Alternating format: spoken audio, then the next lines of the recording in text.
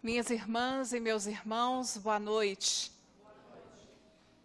Lavar as mãos, no momento atual da nossa vida, é uma necessidade que nós temos, porque nós carregamos conosco bactérias, vírus, e podemos contaminar as outras pessoas, os ambientes e a nós mesmos. Por isso, nós precisamos lavar as mãos, é um hábito de higiene. E é tão importante e necessário que os órgãos de saúde nos orientam, inclusive, formas adequadas para lavar as mãos. E previne muitas doenças, não todas, mas muitas doenças, como a H1N1, pode ser prevenida lavando-se as mãos. Mas lavar as mãos para os povos antigos tinha um outro sentido. Eles utilizavam-se desta prática antes das refeições e era tão utilizada que os sacerdotes tinham uma bacia de cobre nos altares para lavar as mãos. Era considerado um ato de purificação. Um ritual rígido, criado pelos homens. E era transmitido, esse ritual era transmitido via oral para as criaturas como se fosse lei de Deus, como se fosse uma obrigatoriedade. E é sobre isso que nós vamos estudar nesta noite, no capítulo 8, Bem-aventurados os que têm puro o coração, o item verdadeira pureza, mãos não lavadas. E nós vamos ver que Jesus é questionado, num primeiro momento, pelos escribas e fariseus que gostavam de questionar Jesus. Eles buscavam a todo momento as situações em que o mestre, onde ele estava, para cobrar dele a sua postura perante as ditas leis criadas pelos homens. E eles perguntaram a Jesus por que os discípulos dele violavam a tradição de lavar as mãos. E Jesus respondeu para eles: e por que vós também violam a lei de Deus, que diz honrar pai e mãe, honrai pai e mãe. E todos vocês dizem que estão fazendo oferenda no templo em nome dos pais e das mães, mas se desobrigam de cuidar deles, não cuidam dos seus pais nem das suas mães, deixando-os de lado, dizendo que estão ofertando no templo em nome deles, e deixam de assisti-los, de cuidar e de zelar. Portanto, Jesus mostrou para eles que eles estavam aferrados a uma tradição, mas descumpriam a lei de Deus. E aí Jesus cita que é por isso que Isaías fala que eles honram a Deus de boca, de lábios, mas não de coração. Num outro momento, quando Jesus foi convidado a jantar na casa de um fariseu, ele também perguntou por que Jesus não lavou as mãos antes de comer. Dizem os pesquisadores que Jesus provavelmente tinha hábitos de higiene, mas talvez não fizesse o ritual da forma que eles tinham por tradição, que tinha todo um ritual. Então, Jesus foi considerado que estava violando a tradição e violando a dita lei. E o ensinamento de Jesus ao responder nas duas situações. Ele diz: não é o que entra na boca que macula o homem. O que sai da boca do homem é o que o macula. O que sai da boca procede do coração, e é o que torna impuro o homem. O comer sem haver lavado as mãos não é o que torna o homem impuro. Mas os judeus, eles eram muito apegados a essas tradições. Entretanto, haviam desprezado os verdadeiros mandamentos da lei de Deus, recebidos por Moisés, e inseriram muitas outras tradições, rituais nas leis, atribuindo esses rituais a Deus como sendo da lei de Deus. E trouxeram coisas totalmente errôneas para a época deles. Eles eram cumpridores rigorosos dessas práticas exteriores, por isso cobravam de todos, inclusive de Jesus. E acreditavam que, cumprindo esses rituais, estariam salvos, rituais totalmente externos. E não se preocupavam com a prática moral dos ensinamentos das leis divinas. E esse ritual de lavar as mãos era uma prática que deveria ser cumprida com muito rigor. Lavava-se as mãos acima dos cotovelos e enxaguava novamente, enxaguava aquelas gotas que eram consideradas impuras. E era tão rigorosa essa prática que, se em algum lugar não tivesse água, era feita essa chamada purificação com areia, passava areia nas mãos. Então, nós vamos ver que não era uma preocupação com a higiene, porque se fosse um ato de higiene, jamais poderia passar areia nas mãos, que a areia pode estar contaminada. Tratava-se de mero ritual.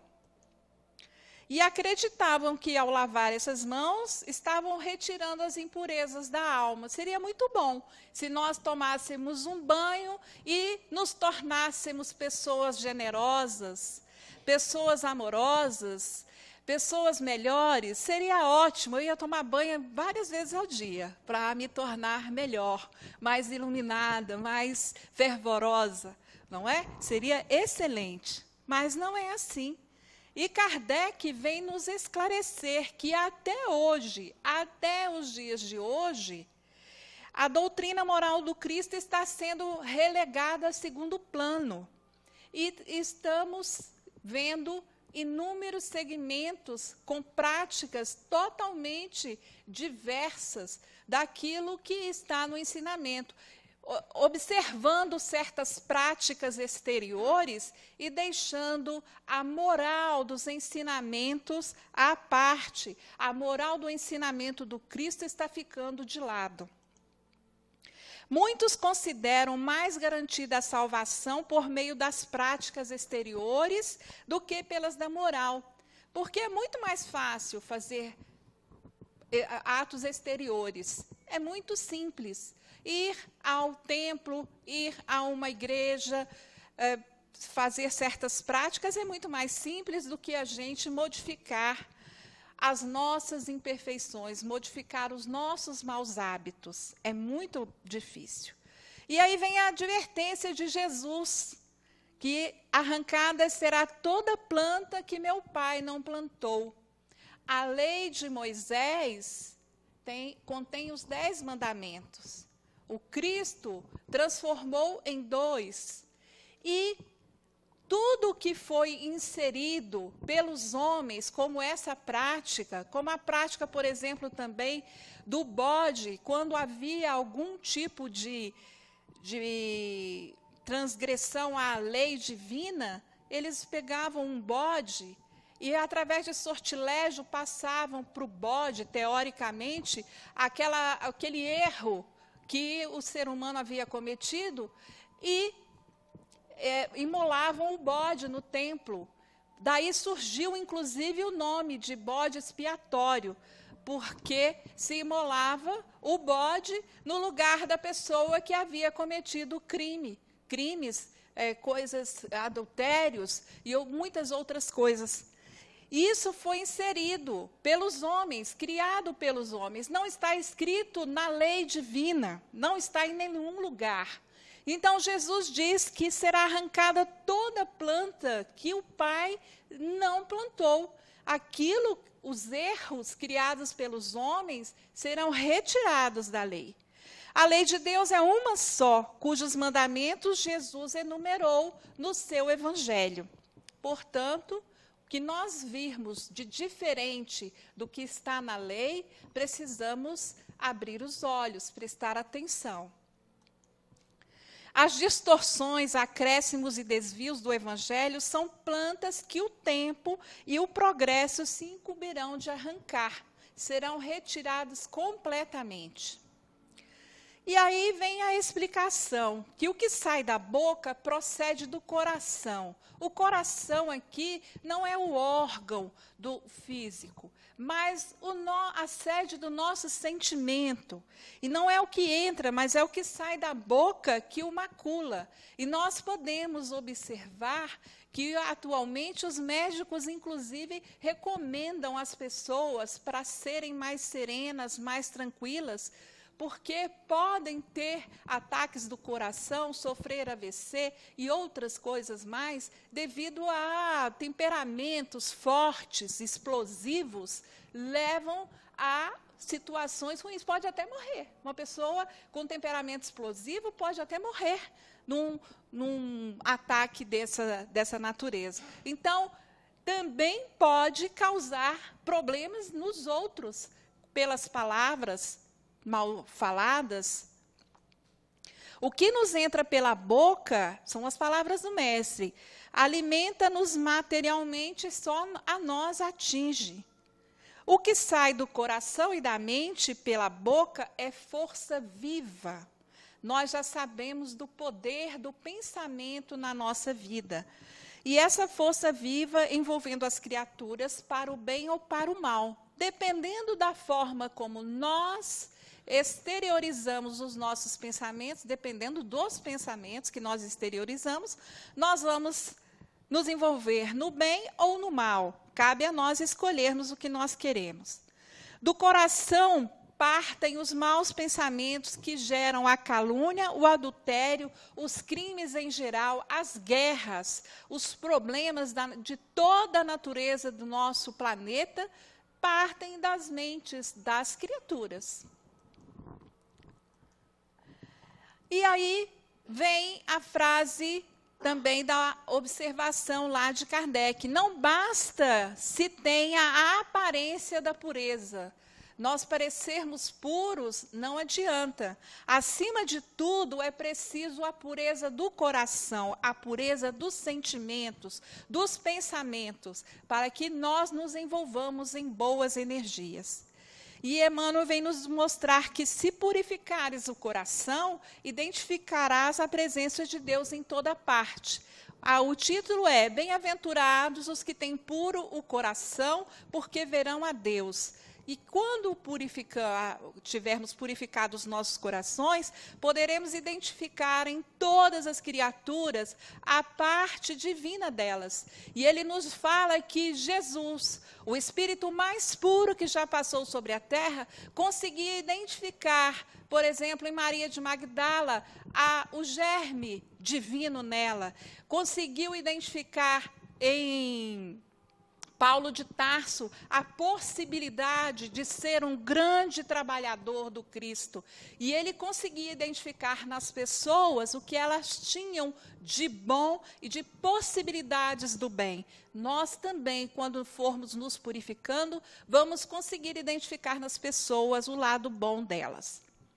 E o ato de bondade que partir do nosso coração é invariável força benéfica em volta de nós mesmos, de quem o mobiliza, quem movimenta um pensamento de bondade, de generosidade, beneficia o ambiente onde ela está e beneficia a si mesmo. Ela transforma o mundo e transforma-se através desse pensamento, dessa pureza de coração. E ele vem nos mostrar que o objetivo da religião é conduzir o homem a Deus. E o homem chega a Deus se transformando moralmente, purificando-se, mudando as suas imperfeições e transformando-as em virtudes.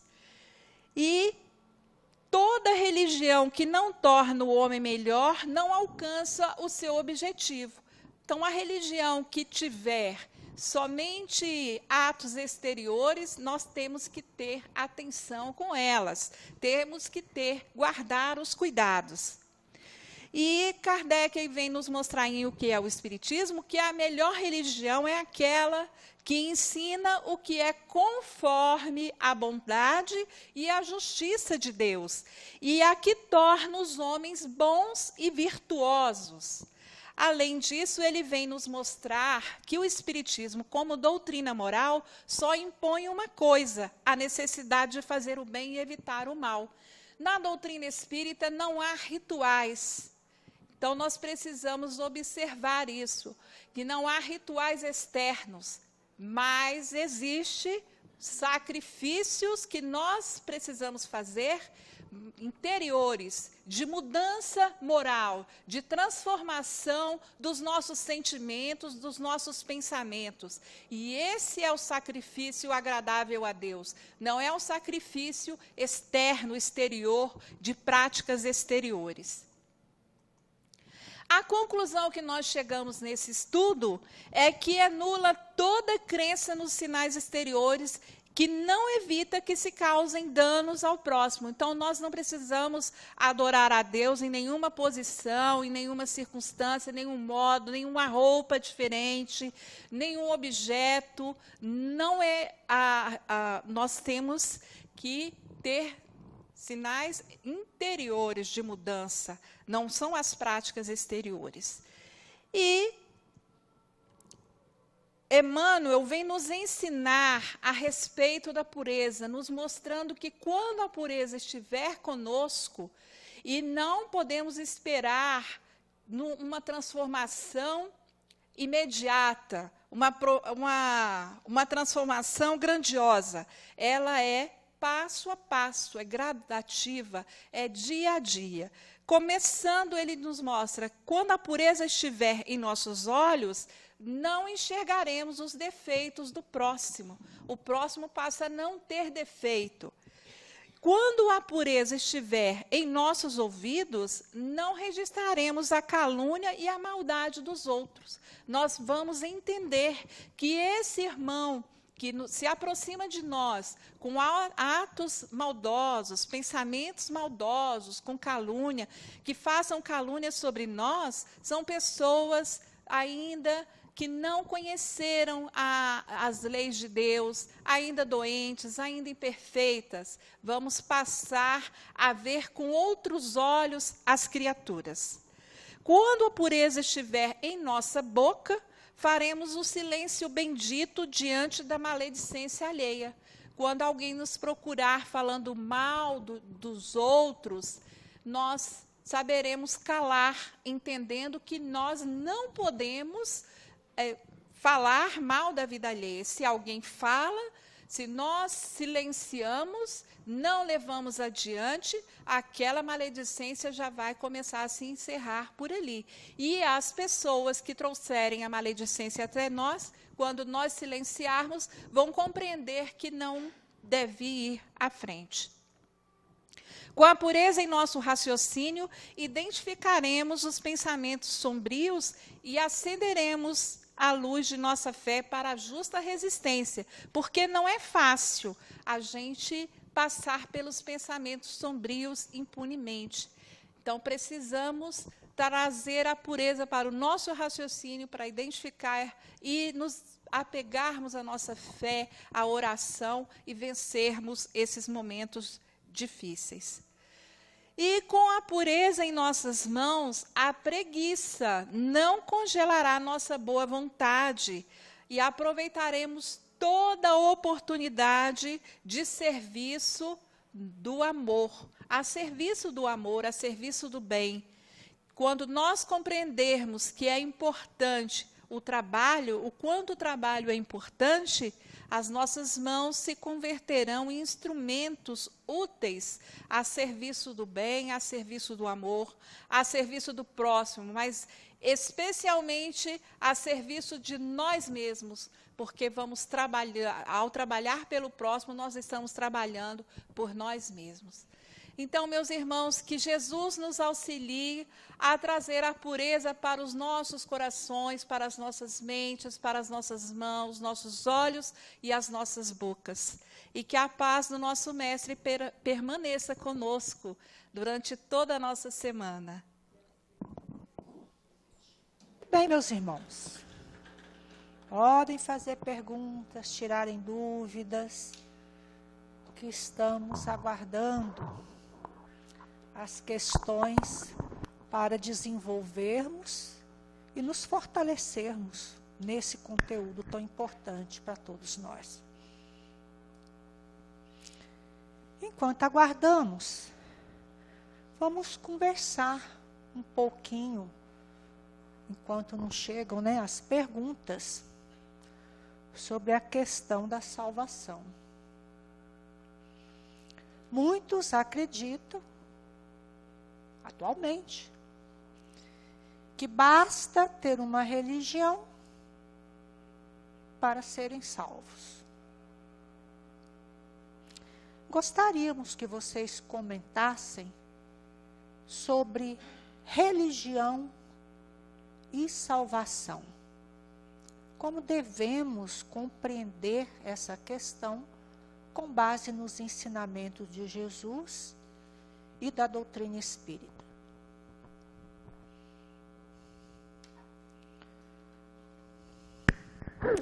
Boa noite. Durante ainda muito tempo e até hoje, ainda tem essa visão, não tem? De que estamos numa religião e esta religião, ela vai nos salvar. E muitas vezes esquecemos que o que nos salva e o que nos ajuda é a nossa reforma interior, é a nossa capacidade de enfrentar as dificuldades e as adversidades da vida e ver aquilo como uma oportunidade de crescimento. Mas aí vem a questão, o que a religião tem com isso? É porque a religião, ela é importante quando nos leva a praticar o bem. A religião, ela tem um aspecto fundamental quando nos leva a compreender a nós mesmos e ajudar a desenvolver em nós a capacidade de nos colocarmos no lugar do outro. Não a questão da externalidade, de parecer bom, porque eu vou a um centro espírita, porque eu vou à igreja católica, porque eu vou à igreja presbiteriana. O parecer bom, não. O bom, na verdade, é dentro de nós. E é isso que a doutrina espírita nos ensina. Que a religião boa é aquela religião que ajuda o homem a se conduzir no caminho do bem. Chegou aqui a pergunta da Marli. O que nós podemos fazer para conquistar ou para conquistar a pureza dos sentimentos, dos pensamentos, ou amenizar as impurezas do nosso coração, dos nossos pensamentos? Podemos até ampliar até mesmo essa questão que é tão importante dentro do nosso conteúdo. Quais os recursos, inclusive, que podem nos ajudar a combater essas impurezas ou imperfeições do nosso mundo interior.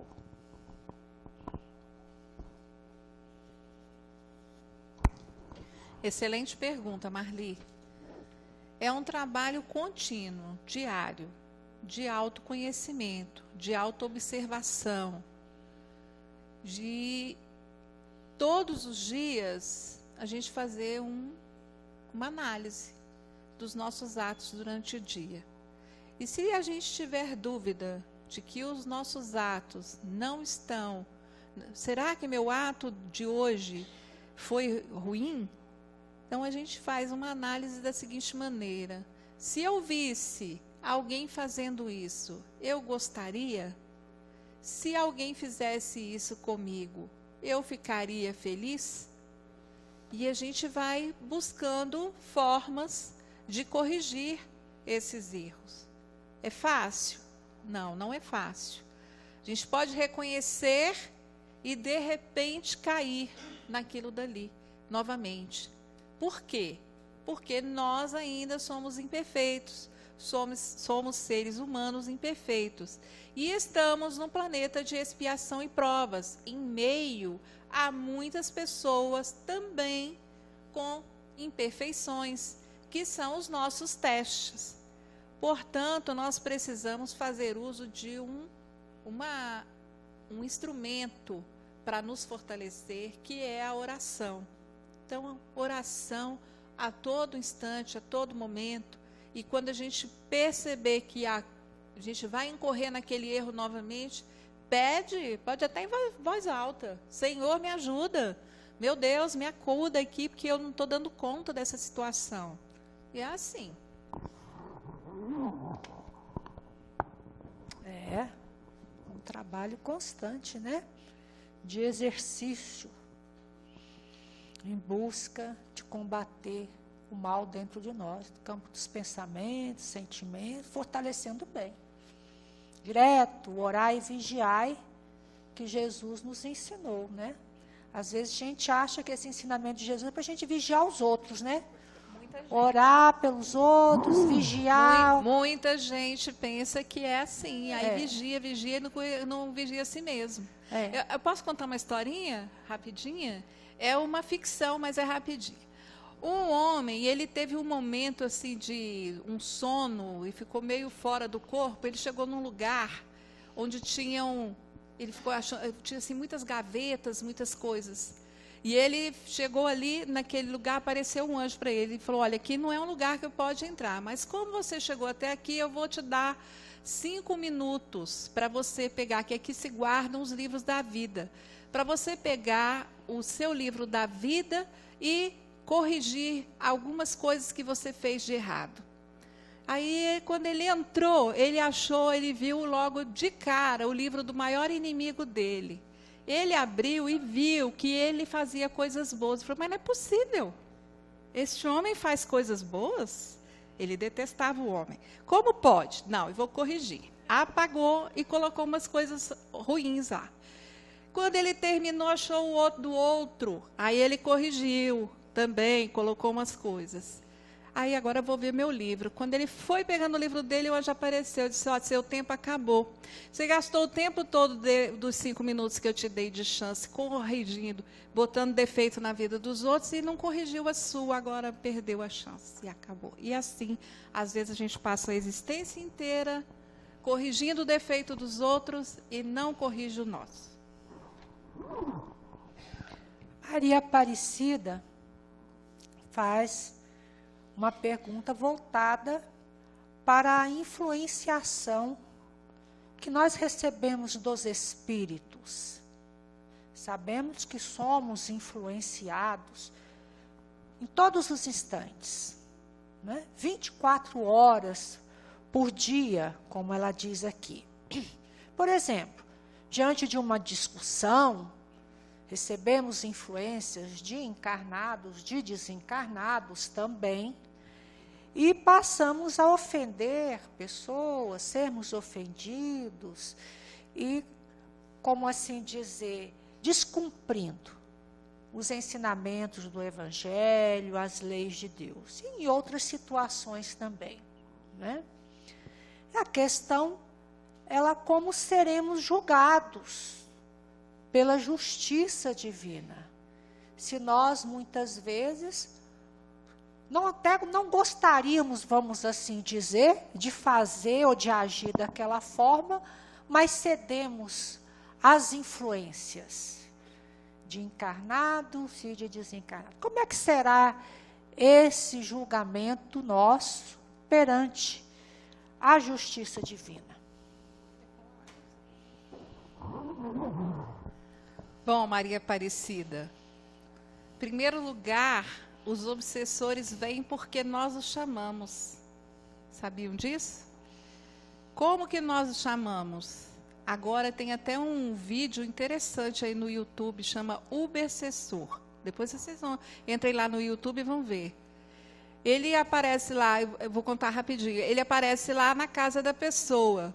Aí ela toca a campainha, ela abre a porta e diz assim, uai, mas eu não chamei. Ele chamou sim, chamou. Como que chamou? Chamou pensando no mal. Pensou no mal, a gente atrai os obsessores. Os influenciadores que às vezes nem têm questão conosco, mas se aproximam pelos nossos maus atos, pelos nossos maus pensamentos. Nós agimos no mal e atraímos. Agora, a responsabilidade é deles? Não é, é nossa. Então, nós seremos responsabilizados por aquilo que nós fazemos. Os obsessores têm a sua parcela, mas vai ser mínima. Se nós não quisermos obsessores, espíritos inferiores perto de nós, nós temos que pensar e agir no bem o tempo inteiro. Porque aí nós vamos atrair quem para junto de nós? Os bons espíritos. Se nós agimos no bem o tempo inteiro, nós vamos atrair os bons espíritos que vão nos auxiliar também em nossas tarefas. Muito bem. Esse julgamento aí, que ela colocou na pergunta, não foi? Questão do julgamento? Esse julgamento... Serão julgados. Como seremos julgados? Pela nossa consciência. Nós mesmos somos os causadores maiores dos nossos problemas. E é a nossa consciência que julga. Do mesmo jeito que na nossa vida diária, às vezes a gente não foi bem com alguém, às vezes a gente exagerou, e a gente chega em casa, poxa, não devia ter feito isso, agora a mesma coisa acontece com a gente. E nós é que atraímos esses problemas para nós. Então, se a gente discute, se a gente perde a paciência, se é que nós temos paciência para perder, né? Porque a gente nunca perde o que não tem, né? O que acontece? A responsabilidade é nossa. Mas vamos ficar desesperados por isso? Ah, meu Deus, eu sou o responsável, eu não presto, eu não melhoro. Não, porque estamos num mundo de provas e expiações e nós cometemos erros. Agora, qual é a nossa força que a gente coloca em ação para evitar esse erro? Na hora que vem um mau pensamento, nós fazemos assim, olha, sai mau pensamento, eu não vou pensar nisso, vamos pensar numa coisa boa. Nós estamos fazendo isso? Nós trocamos, às vezes, uma má ação por uma ação boa? São essas coisas do cotidiano, do dia a dia, que vai fazer com que nós ganhemos forças para enfrentar os nossos problemas e os nossos desafios. Porque nós estamos nesse mundo aqui para conhecer a nós mesmos e para sermos felizes. Não podemos esquecer que é sempre uma imperfeição moral que atrai a influência dos espíritos inferiores, questão que se encontra lá no Livro dos Espíritos e também no Evangelho. É a lei da sintonia, das afinidades, lei que se encontra na natureza e da qual nós estamos todos subordinados a ela. E a questão da justiça divina, todas as nossas ações serão rigorosamente consideradas, está lá também no livro Céu e Inferno, não é? que nos traz considerações importantes para a nossa compreensão da justiça divina. Todas as ações serão rigorosamente consideradas pela justiça divina, que é perfeita, né? Boas e más, de encarnados e de desencarnados, daqueles também que estimularam, influenciaram as pessoas, induziram ao mal, também terão responsabilidades perante a justiça divina, ou seja, a cada um segundo as suas obras. A nossa intenção é que está sempre comandando, tanto a nossa vida mental, o nosso progresso, de encarnados e desencarnados, né? Então, vamos fazer a nossa parte. A Melissa pergunta, além do Evangelho, quais os livros que nos ajudam a aprender a ter pensamentos, né, sadios, sentimentos, pensamentos, atitudes sadias?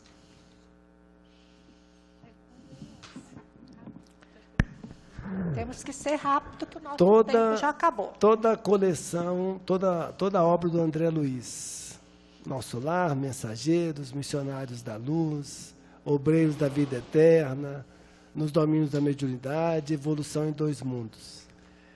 Livros também do Emmanuel com Chico, Há 2000 anos, Pensamento e Vida. A Senhora está me lembrando aqui. Sensacional, Pensamento e Vida. Muito bom, que nos ajuda lá a melhorar os nossos pensamentos. E vários outros livros da doutrina espírita. Normalmente, quando a gente começa a ler um, vão nos indicando outro e vão abrindo novos caminhos e nossos corações vão se abrindo para essa aprendizagem. E toda a literatura de Joana de Ângeles também traz uma grande ajuda para nós em termos de autoconhecimento, reforma íntima, não é?